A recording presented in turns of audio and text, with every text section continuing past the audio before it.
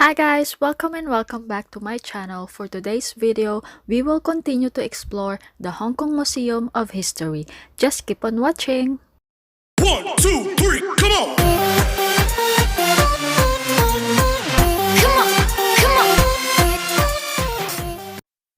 The fourth gallery is about the Japanese occupation.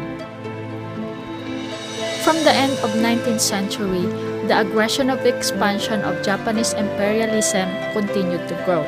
In order to realize its goal of conquering the whole of China, Japan first invaded the three northeastern provinces of China in 1931 and then launched a full-scale war of aggression against China in 1937. On December 8, 1941, the Japanese army attacked Hong Kong and an 18-day Battle of Hong Kong broke out. In the afternoon of December 25, 1941, Governor Sir Mark Yang surrendered to the Japanese. The 3 years and 8 months he spent under Japanese occupation were a time of untold misery for the people of Hong Kong. Most daily necessities were rationed.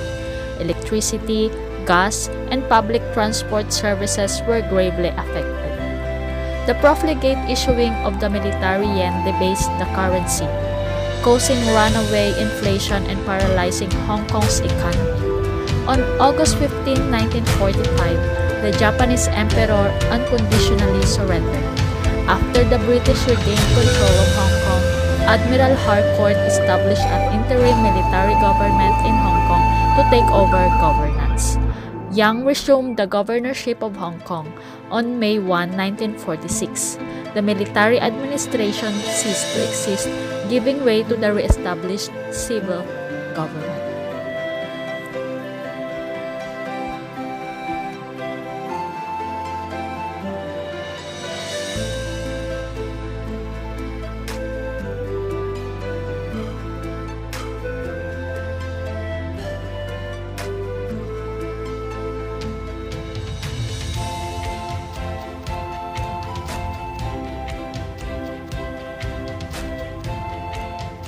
The fifth gallery is about modern metropolis and return to the motherland.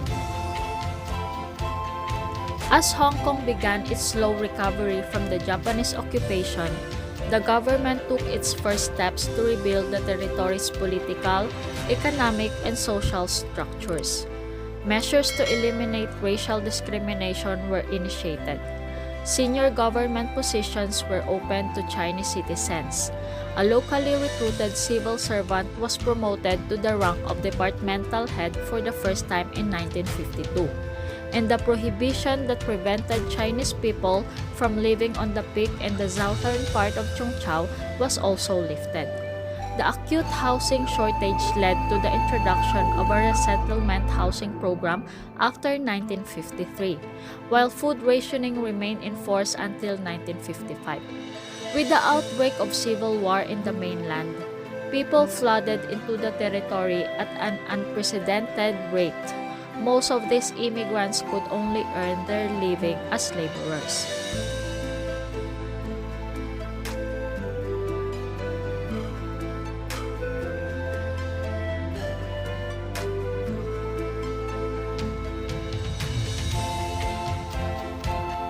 The following illustrations are the art replicas of housing and others told during before times.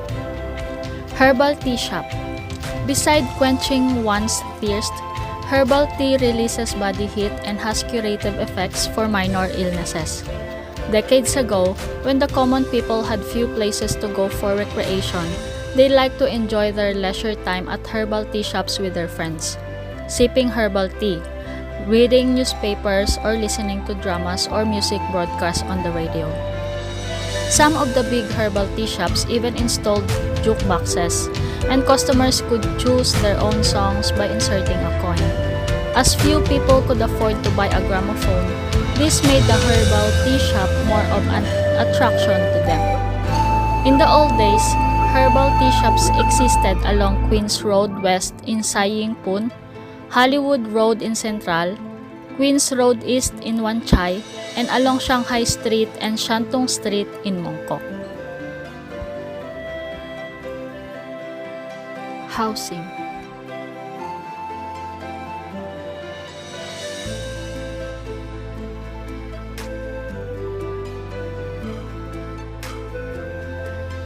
With better living conditions after the Second World War, people started to enjoy different leisure and entertainment activities. Comic culture and the film and TV industries flourished, and Hong Kong's cultural life was significantly enriched. Barber stall. After the Second World War, many Shanghainese barbers settled in Hong Kong and established Shanghainese-style barber shops. Besides cutting hair, they offered shaving and even massage services.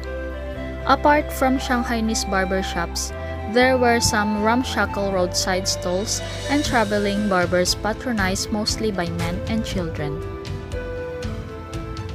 Pink Suit or Ice Cafe.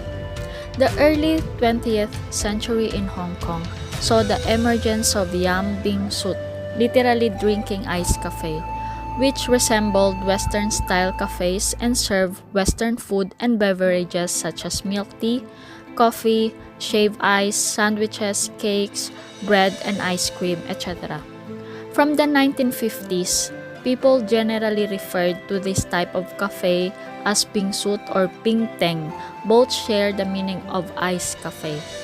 With the city's fast-paced lifestyle and the growing income of the working classes, the Teng or tea cafe, a combination of ice cafe and Western restaurant, also thrived in the 1960s. In addition to serving the Western food, Teng also offered simple Chinese rice and noodle dishes, providing the working classes with food and drinks to fill their stomachs at affordable prices. Due to the limited food items which they were allowed to sell as a result of licensing issues, many traditional Bing Suits closed down or gradually changed to Tengs.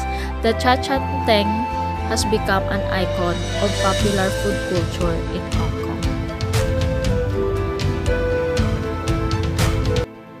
Grocery store. A grocery shop is known as a Tor, the local pronunciation of the word store. In fact, a grocery store was a place selling a great variety of goods. While small compared with today's supermarkets, the grocery store stocked a wide variety of commodities. They were well received by residents since most of them were located either close to residential areas or to main roads. Return to the motherland. In the late 1970s, with the lease on the new territories due to expire in the middle of 1997, investors took a wait-and-see attitude towards Hong Kong's investment environment. In order to understand the position of Chinese government on the Hong Kong issue, Governor Sir Murray Maclehose was invited to visit Beijing in 1979. When Deng Xiaoping met with Maclehose, he expressed the initial concept of one country, two systems. In 1982, British Prime Minister Margaret Thatcher met with the leaders of China concerning the question of Hong Kong's future sovereignty. 2 years diplomatic negotiation ensued, and finally, the Chinese and British governments agreed on Sino-British Joint Declaration, which was co-signed in Beijing in 1984. The Joint Declaration stipulates that Hong Kong will remain unchanged for 50 years after the establishment of the Hong Kong Special Administration Region or HKSAR. The basic law was developed from the concept of one country, two systems, being specially designed to serve the dual purpose of upholding the national sovereignty, unity, and territorial integrity of China and allowing the HKSAR to enjoy a high degree of autonomy. The Basic Law has become a national legal document for the realization of the one country, two systems concept. It provides the method of the selection of the chief executive and matters concerning the HKSAR's administrative system, legislature, judiciary, economy, education, etc. The handover ceremony took place in the Convention and Exhibition Center on the evening of June 30, 1997. It was officiated by President Jiang Zemin of China and the Prince of Wales. Upon the conclusion of the ceremony, the government of the HKSAR was officially formed in accordance with the Basic Law, which provides the territory with full authority to administer its local affairs, the legislative power to make its own laws, and the independence of its judicial system and final court of appeal on July 1, 1997.